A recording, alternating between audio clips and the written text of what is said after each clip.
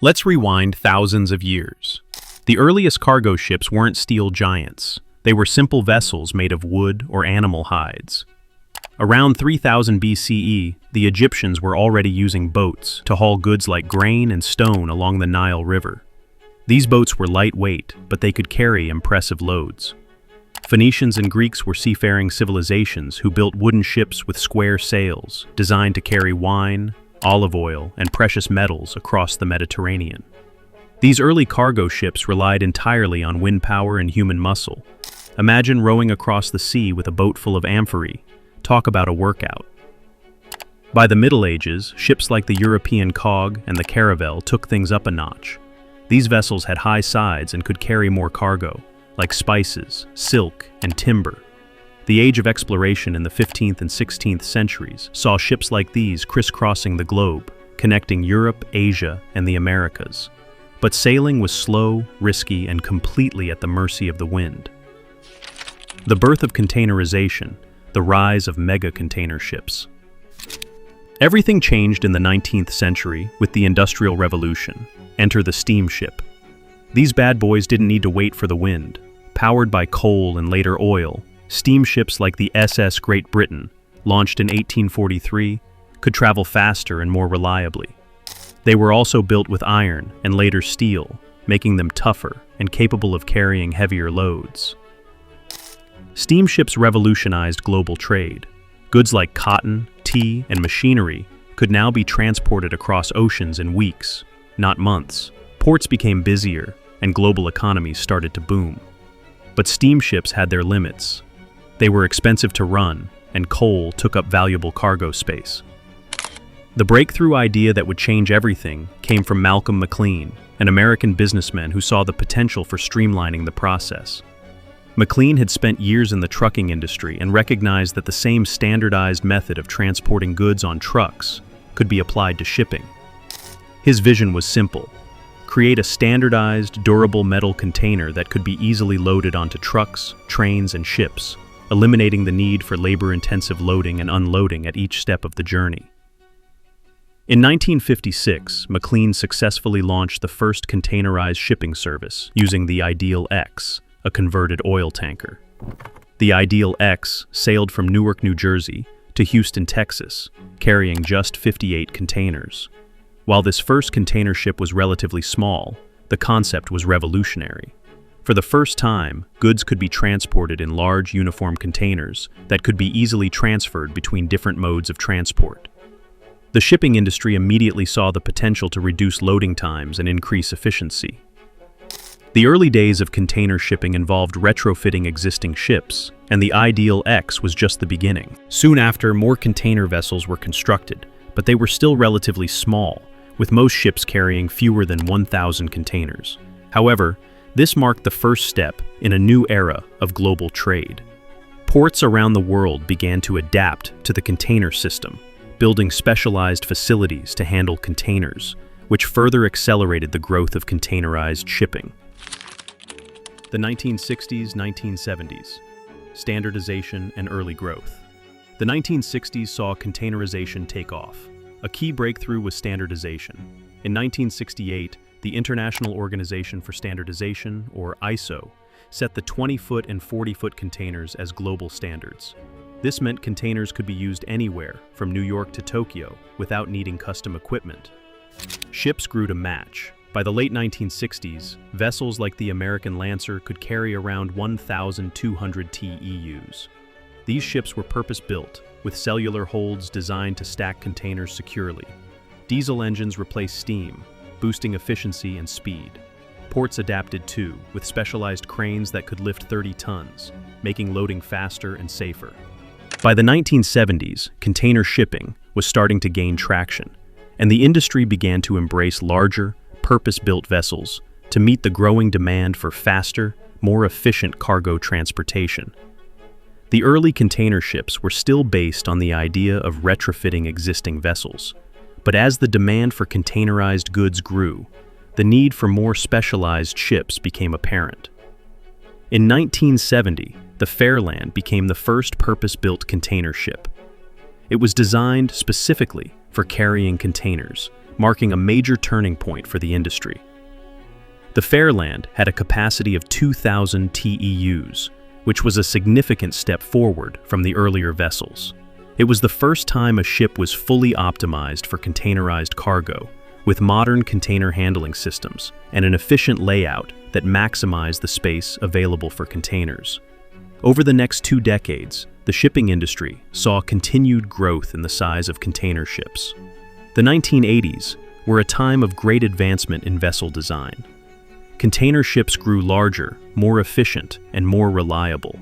The introduction of ships like the Sea-Land Guardian, which entered service in 1988 with a capacity of 3,000 TEUs, helped solidify the industry's commitment to larger, more specialized container vessels. By the late 1980s, ships with capacities of around 4,000 TEUs were becoming common. The 1980s also saw the introduction of the concept of economies of scale. Shipping companies realized that by increasing the size of their vessels, they could reduce the cost of shipping per container, making transportation cheaper and more cost-effective. As a result, more and more ships were designed with higher capacities, capable of transporting thousands of containers at a time. The 1980s, 1990s, the rise of megaships. The 1980s brought a quantum leap. Advances in shipbuilding, like computer-aided design, allowed engineers to build bigger, stronger vessels. Ships like the Everglory, launched in 1988, could carry 4,100 TEUs. That's 4 times the capacity of a 1960s ship. Key tech breakthroughs made this possible. Double-hulled designs and high-strength steel increased structural integrity, letting ships grow wider and longer without buckling. Improved propulsion systems, like slow-speed diesel engines, burned less fuel while delivering more power. And navigation got smarter with GPS and satellite systems, ensuring these giants could sail precise routes. Ports had to keep up. Megaports like Singapore and Los Angeles invested in massive gantry cranes and automated terminals to handle thousands of containers daily. By the 1990s, container ships were the backbone of a booming global economy, but the race for size was just heating up. The 2000s, the era of ultra-large container ships. Enter the 2000s, and container ships went supersized. In 2006, Maersk's Emma Maersk stunned the world with a capacity of 15,500 TEUs. These ultra-large container ships, or ULCS, were over 400 meters long, longer than the Empire State Building is tall. Tech advancements drove this growth. Massive 2-stroke diesel engines, some as tall as a 4-story building, delivered up to 80,000 horsepower. Bulbous bows, those weird protrusions at the front, reduced water resistance, boosting fuel efficiency. And advanced coatings on hulls cut drag, saving millions in fuel costs. Automation also played a huge role. Computerized cargo management systems optimized container placement for balance and efficiency. Onboard sensors monitored everything from engine performance to weather conditions, making ships safer and more reliable. These giants could cross oceans in half the time of early ships, keeping global supply chains humming. Today's mega container ships and smart tech advancements. Today, we're in the era of mega container ships. Vessels like MSC's Icon of the Seas or Evergreen's Ever Ace can carry over 24,000 TEUs.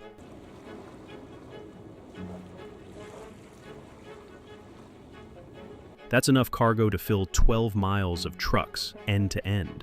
These ships are so big they need special ports and reinforced docks to handle their weight. What's powering this growth? Smart technology.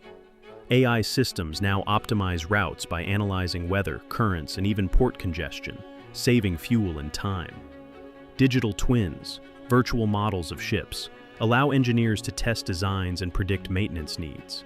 And automation is everywhere. Ports like Rotterdam use robotic cranes, while drones inspect hard-to-reach areas on ships. Green tech is also key. Ships are adopting liquefied natural gas, LNG, and exploring ammonia and hydrogen fuels to cut emissions. Wind-assisted propulsion, like rotor sails, is making a comeback, blending old-school ideas with modern efficiency. These advancements keep ships growing while meeting stricter environmental rules.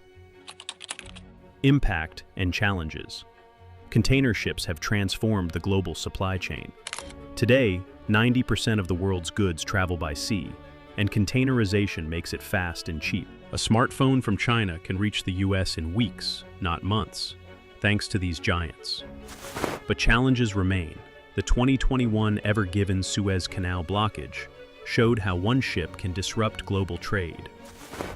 The world's biggest shipping firms face a major gamble this weekend over whether to risk waiting for the Suez Canal to reopen. As new satellite images show, the global thoroughfare remains blocked by a massive cargo ship, and the cost to trade is adding up fast. CBS News' Elizabeth Palmer has more. Cybersecurity is a growing threat as ships rely on digital systems. And as ships get bigger, older ports struggle to keep up, causing delays. Plus, automation raises questions about jobs for dock workers and sailors. The future of container ships. From the Ideal X's 58 containers to today's 24,000 TEU behemoths, container ships have grown beyond imagination, driven by tech breakthroughs that reshaped global trade. As AI, green fuels, and automation push the boundaries, what's next? Will we see 30,000 TEU ships or fully autonomous fleets? Drop your predictions in the comments. If you loved this journey, smash that like button, subscribe, and ring the bell for more epic stories. Thanks for watching, and I'll see you in the next one.